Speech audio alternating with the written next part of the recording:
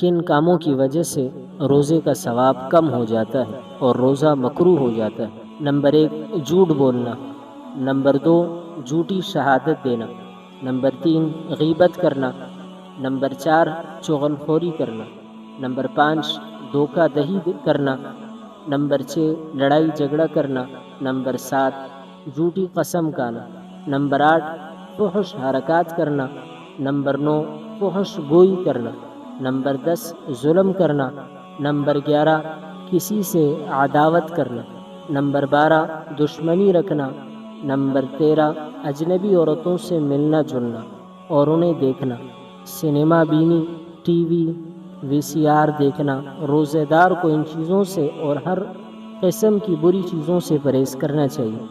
ان چیزوں سے روزہ فاسد تو نہیں ہوتا، البتہ مکروہ ہو جاتا ہے اور ثواب میں کمی آ جاتی ہے۔ روزے کی حالت میں کسی چیز کو بلا عذر چکھنا اور چبانا مکروہ ہے۔ روزے کی حالت میں بیوی کو شہوت کے ساتھ چھونا اور بوسہ لینا، پیار کرنا، چمٹنا، لپٹنا، ہاتھ پھیرنا، بار بار دیکھنا مکروہ، اور اگر شہوت کے ساتھ نہ ہو تو مکروہ نہیں، اور اگر ان چیزوں سے انزال ہونے کا اندیشہ یا گمان ہو تو ایسا کرنا حرام ہے۔ اپنے منہ میں جمع شدہ لعاب، تھوک کو نگل جانا مکروہ ہے۔ جماع کے محرکات مثلا بوسہ لینا، شہوت انگیز خیالات میں پڑنا اور ایسی اشیاء یا مناظر کو دیکھنا مکروہ ہے۔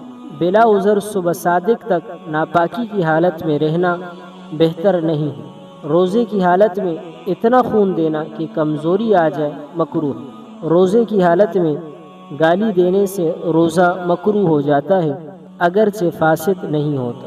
روزے کی حالت میں ٹوتھ پیسٹ اور منجن وغیرہ سے دانت صاف کرنا مکروہ ہے، اور دوائی حلق میں نیچے اترے گی تو روزہ فاسد ہو جائے گا۔